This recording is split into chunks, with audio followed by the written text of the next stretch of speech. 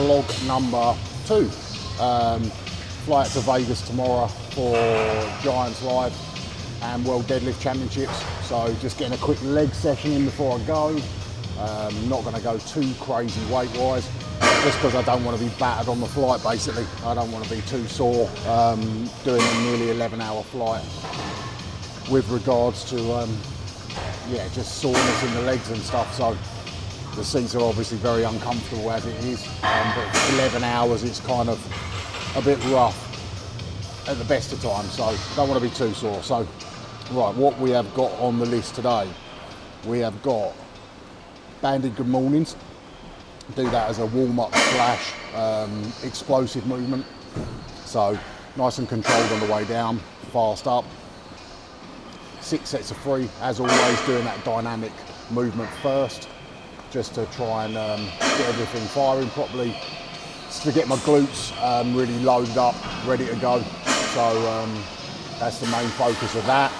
We then move into squats, which I'm going to do on the safety bar, which you can see set up behind me, just because I've still got this shoulder issue, which has been for years, and just my mobility in my shoulder, although it's massively improving, it's still lagging behind a little bit. So safety bar's more comfortable for me at the moment, and actually it's not really a major thing to do, swap a squat bar for a safety bar, just because, you know, your legs are still getting the work, your glutes are still getting the work, and if anything, a safety bar probably has a little bit more carryover to deadlift, which is a focus for next year. So after that, we have got, well, Romanian deadlifts, but I'm going to swap that out just because I've been hammering them pretty hard recently. So I'm going to just swap that on the app. Let's go for trap bar deadlifts today. Yeah, let's do that. It's a nice change. So I'm going to do some trap bar deadlifts instead as an alternative. We've got Yoke, sandbag pickups, which is basically just like a sandbag load, but without loading it. I'm just going to lift from the floor up to my chest and back down. Some bicep curls, just to get the flexibility in my biceps. So I will do them supinated to really sort of stretch the biceps. It's quite a sort of beneficial thing to do for bicep health. I know a lot of strongman people say don't train biceps. I actually think that that's the worst thing you can do. I don't think you need to train them heavy, but I think that training them in a supinated position and getting a nice full stretch keeps the biceps mobile and stops them getting tight. So it's not necessarily a muscle building exercise or a strength exercise, it's more a sort of prehab exercise to stop me getting an injury. And then we're going to finish up with some cable crunches. So yeah, that's pretty much it. Let's just get warmed up, get cracking, and see what happens.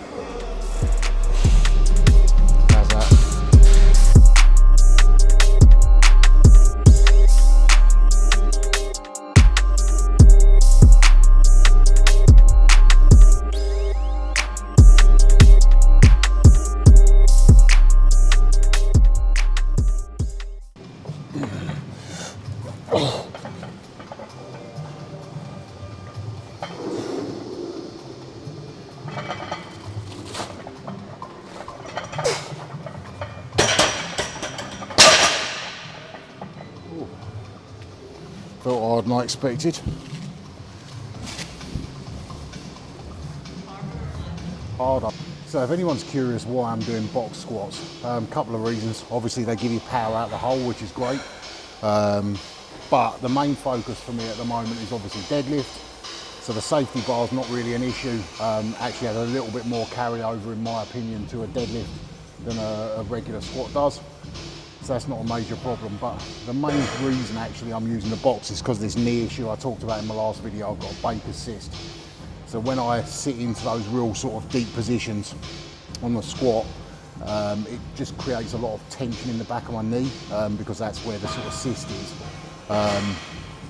When my knee ends up in that really sort of bent position, it puts a lot of pressure in the back of my knee, which is absolute agony at the moment. So doing box squats enables me to keep my shins a bit more vertical, sit back onto the box and then come up. It just stops that knee hurting too badly. Now yes, you wouldn't get as much quad development because I'm not getting as much knee flexion, so I'm not getting as much sort of bend in the knee. That's where you get the real sort of quad development. Deeper squats are much better for building your quads, but this is sort of just about managing the injury. So I'm still doing it, I'm still getting stronger, but without putting risk of making my knee worse. So I would rather be doing proper squats, but I'm just not in a position to do them at the moment. But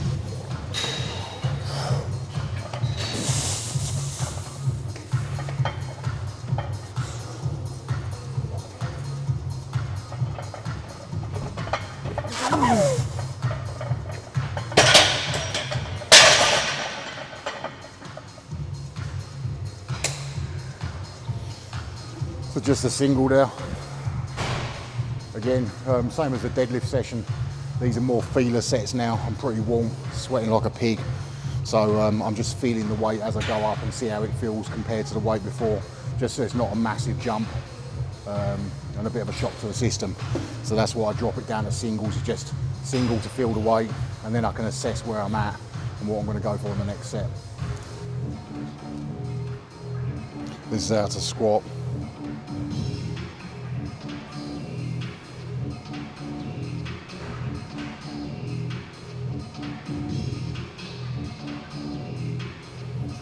So envious of the depth.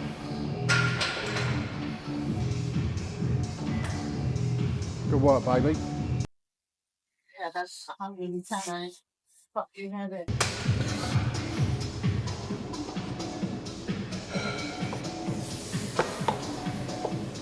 Let's go.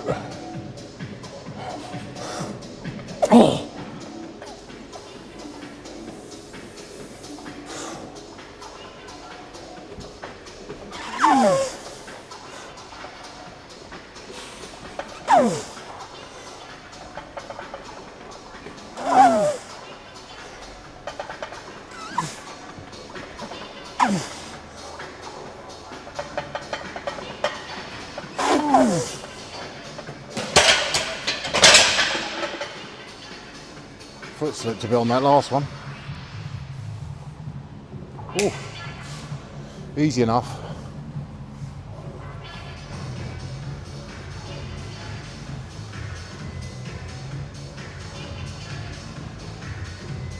Easy. Let's go, one more.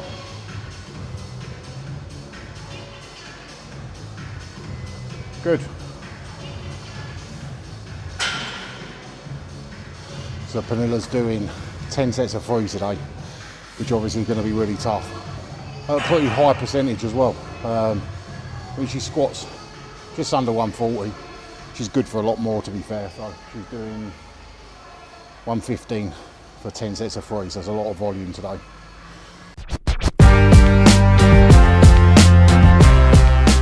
Okay, so we're into some trap bar deadlifts. Don't need to warm up too much. Like I always sort of talk about, it's a lot of those feeler sets because I'm already pretty warm from the squats. And obviously this is a similar movement. Not exactly the same, but similar. So,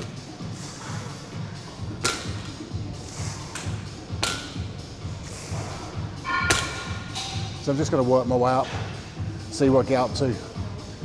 3 sets of 5 to 8, I think it was. Might have been 2 sets, I can't remember. 5 to 8 reps. So I'm just going to work my way up.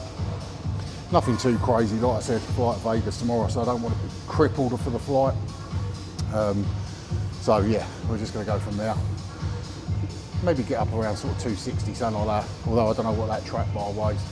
I'd imagine it's 30 kilos or so. Obviously heavier than a regular bar.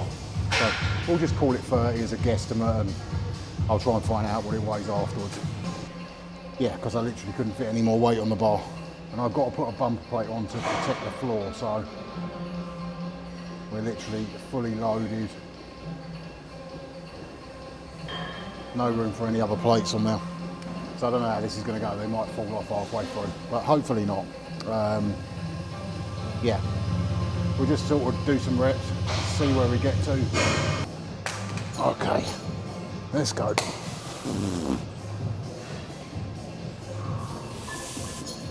Let's go.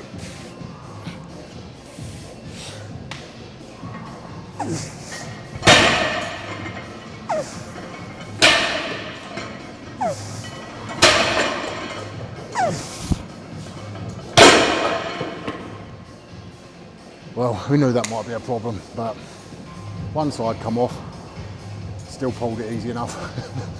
Anyway, that's by the by. We'll get another set, a couple of sets done. They're probably going to be a mess as well. I might have to just drop the weight and just get some volume in, and then we'll move on. Right, okay, what we got next? So, trap bar deadlifts are done. So we're into yoke now. Now I've not done yoke, apart from filming one demo video for my app. I've not done yoke in 3 years, maybe more than that. I think I was training it before, it's about 3 years, just over. 2021 World's Strongest Man, when I was training for that, was the last time I did any yoke. So that was like June time. So yeah, over 3 years ago now. So yeah, I'm not going to go mad with the weight. I'll probably just do it empty. It's 200 kilos, I believe, on its own. So I'm just going to try that out. 3 runs, see how it feels. Just to sort of dip my toe in again. First time doing it. Then we're into sandbag pickups, bicep curls, cable crunches. So let's get into it.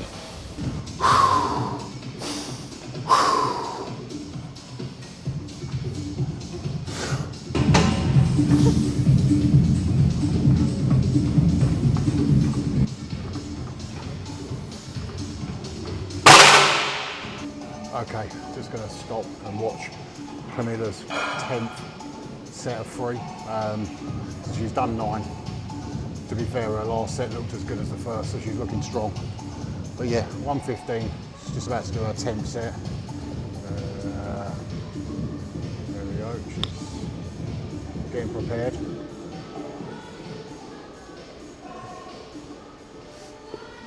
You good? Yeah. I'm on your way. No, not now. Just got to get the video in. Obviously, if you didn't get a video of it, it didn't happen. So, yeah, it doesn't count if you didn't get a video, no.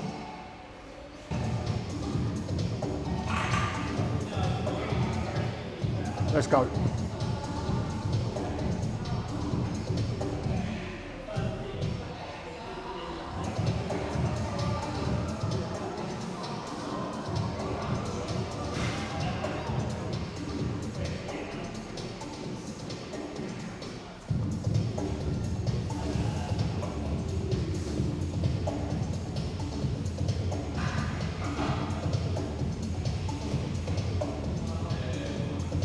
Easy as that. Oh, she's going for more.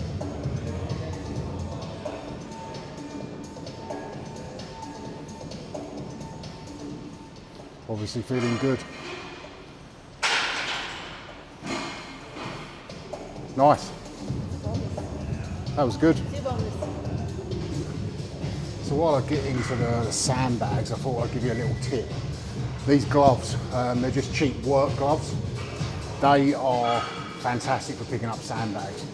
Also good for fingers as well, because they're grippy. So I would highly recommend, I mean, these are dirt cheap. I think I bought 3 pairs because they come with a pack of 3 on Amazon for like £8.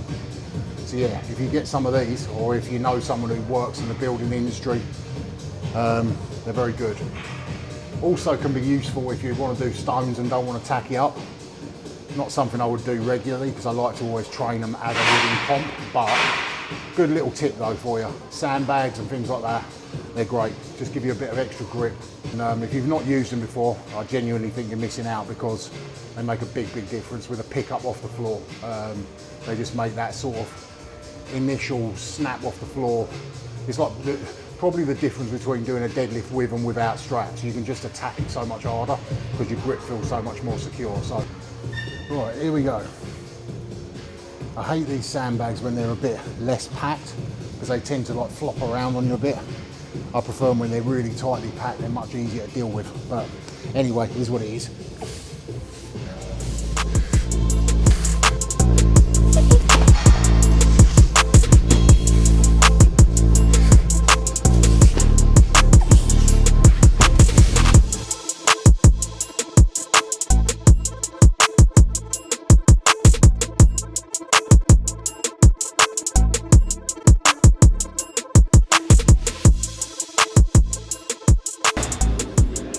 That'll do. It's gassing bad there. 2 more things left. Cable bicep curls and crunches. So we're nearly there. I've got to be honest, I'm feeling it now. Although I didn't go heavy, it's quite a lot of volume, a lot of big movements as well, multi-joint movements, a lot of muscles being used on everything I'm doing. So it's kicking the shit out of me a little bit today, but it is what it is. It's got to be done. I need to get this volume in at the moment to get the sort of the muscles functioning, get used to doing the movements again. As I get stronger, obviously I'll drop the volume out a bit and focus on the weights then, but I'm so rusty on everything. I need to do a lot of exercises, a lot of volume on everything to get used to doing it again.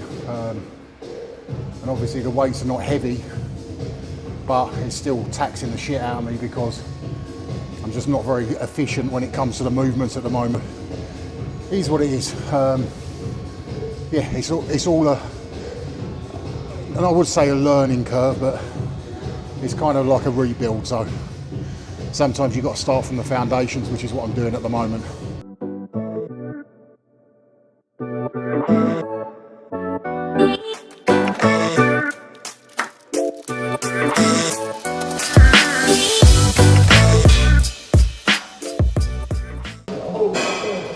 Okay, so although the program was 8 to 12, I undershot the weight a little bit, so I just did a few extra reps because I talked a little bit about it in the last video. Going to failure is the key to it, or close to it. So within a couple of reps of failure is the key to building muscle, and that's more what I'm doing this for. 1, for keeping the biceps nice and stretched, and 2, for a bit of muscle growth as well.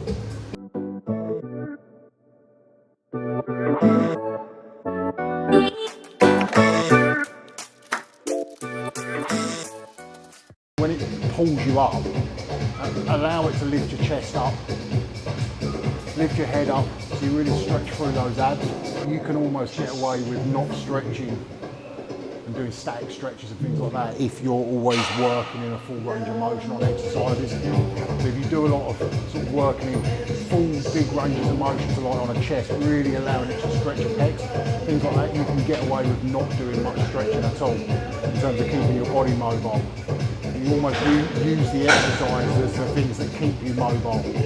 Now if you're in a position like me where you've not done that in the past and you've become really stiff, then yes, you might need to do some extra mobility stuff. But if you're sort of just starting out, or you're pretty flexible, if you're always working those full ranges, big ranges of motion, you'll keep your flexibility. So use the exercises as the mobility work rather than needing to do extra mobility work in the future.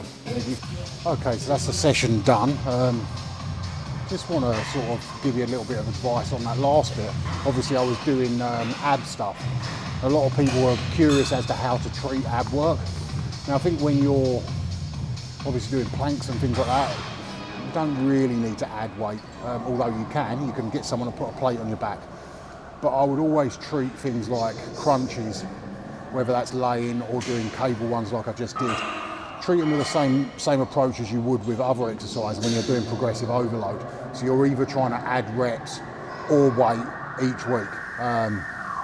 Yeah, that's sort of the way to go. Now, the easiest way I set out my progressive overload, what I do, say I've got an 8 to 12 rep range. So my aim is to always on that first set pick a weight that I do a hard set of 12. So it's like within a rep of failure. And then on set 2 and 3, I'm trying to match that. Now what I would do from week on week is keep that weight the same until I can do 3 sets at the maximum number of reps. And then once I can do that, following week I push the weight up and go again, and then keep working up until I can do 12, 12, 12, and just sort of go through that process. So that's how I do the progressive overload. Now some people do it with progressing reps, trying to progress reps each week. So if they've got a set weight that they want to work at, or it's the maximum weight they can use for whatever reason, sometimes machines don't go very heavy and stuff like that, you're then just trying to progress reps. And then once you get to a point where you feel like your reps are too high, you could then drop the reps back and add in an extra set. So that's generally what I do with progressive overload, is I pick a weight that the first set is hard and it's the top end of my range of reps. Stick the same weight, do set 2, 3, however many sets I'm doing, and try and get the same number of reps again. And I will keep that weight the same from week to week until I can get all the sets at the top number of the range. So you're always going to failure at least once. So in the beginning, a hard set of 12, or you're going very close to failure, should I say. Hard set of 12 within a rep of failure. Maybe on the next set you get 10, and then maybe on the third set you get 9. So then the following week you're trying to do the same weight for 12, then maybe you're getting 11 or 12 on set 2, and then maybe you're getting 10, 11 on set 3, and gradually sort of just work like that. But if you do the first set is a hard set, obviously you're close to failure on that, and then you're going close to failure on set 2 and set 3. So that's 3 times you're going to within a rep of failure. And then obviously as you get stronger throughout the weeks, set 1 might not be failure anymore, but set 2 and 3 are. And then as you get stronger again, set 1 and 2 might not be failure, but set 3 is, and that's when you need to push the weight up. So you're always going to within a rep of failure at least once through the sets. That's how I like to do progressive overload, but obviously everyone's got a slightly different spin on it. But that's just the approach that I've found the best. Session done, pretty decent. Like I said, a lot of different exercises, quite a lot of volume at the moment. It's kicking the crap out of me, but I'm making progress and my body's feeling better and getting used to doing the movements more. I'm off to get my hair cut, send a parcel, because Cerberus Strength sent me a couple of deadlift suits so I could try the sizes to get the size right. So I've got to send that parcel back to them today before I go to Vegas tomorrow. Got to get my hair cut as well because I look like a scruff bag. I'm going to be on the live streams. I don't want to look like a tramp. Pretty much packed. Get the parcel sent, get my hair cut, grab a couple of last minute bits, and then rest up, ready for the trip to Vegas tomorrow. While I'm in Vegas, I will obviously be vlogging. So I will start that when we get to the airport, and that will be the next one that probably goes up on Friday. So that's where we're at. But yeah, I hope you enjoyed that anyway, and if you've got any questions, pop them in the comments below. Like I said in the past, I'm not very good at all this sort of stuff, but if you could like and subscribe to the channel, that would be fantastic. And that way, obviously, it helps me get a few more views and I can help more people. So like I said, any questions, pop them in the comments and I'll get back to you.